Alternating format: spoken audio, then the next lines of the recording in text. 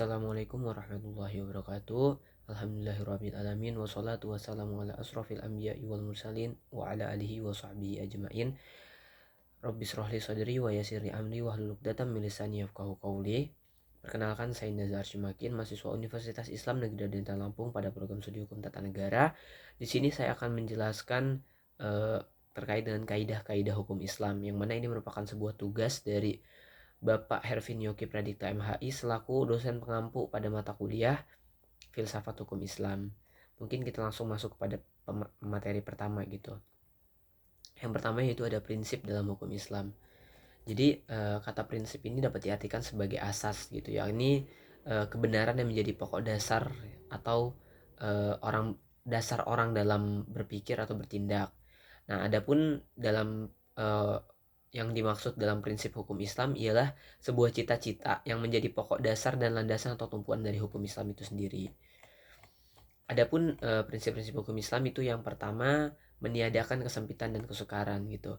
Hukum Islam ini memiliki sebuah asas atau dasar yang menjadi landasan bahwasanya untuk meniadakan sebuah kesempitan atau kesukaran gitu. Banyak hal yang menjadikan Islam ini sebuah agama yang tidak untuk menyusahkan gitu, menyusahkan hamba-hambanya.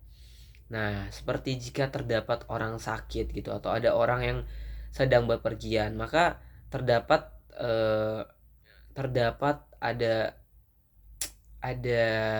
sebuah toleransi gitu. Toleransi ini yaitu untuk karena dia memiliki uzur, memiliki sesuatu yang sekiranya itu dapat dibenarkan oleh agama.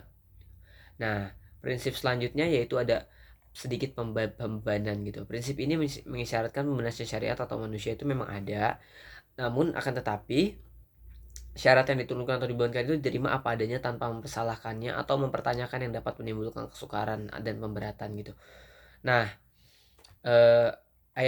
jadi terdapat juga ayat dalam surat Al-Maidah 191 yang mana isinya itu menginstruksikan kepada manusia agar dapat menahan diri daripada mempertanyakan masalah yang tidak ada ketetapan hukumnya gitu. Misalnya pada waktu peraturan perundang-undangan dan lain sebagainya.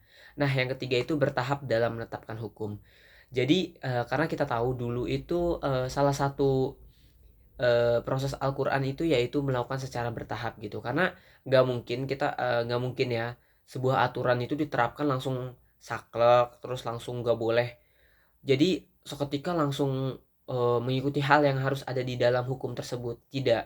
Dalam Islam ini seperti contohnya itu meminum khamr gitu. Pertama itu adalah minum khamr itu tidak boleh jika sedang sholat gitu. Nah, makin lama akhirnya dinasti mansu sehingga sampai sekarang ini adalah minum khamr itu diharamkan gitu. Jadi ini tidak langsung di awal hukum itu tersebut turun langsung bahwasanya khamr itu kan sebuah kebiasaan pada zaman jahiliyah dulu ya. Nah, kalau mereka langsung ditentang atau dibuat adanya aturan atau hukum yang menentang mereka untuk tidak boleh minum khamr, itu akan berat untuk mereka. Maka aturan tersebut ini ditetapkan secara bertahap sehingga mereka bisa menyesuaikan dengan aturan tersebut sehingga sekarang bahwasanya di agama Islam itu khamr itu dilarang gitu, segala hal yang memabukkan. Dan juga tentunya dalam hukum ini ada prinsip atau asas yaitu memerhatikan kemaslahatan.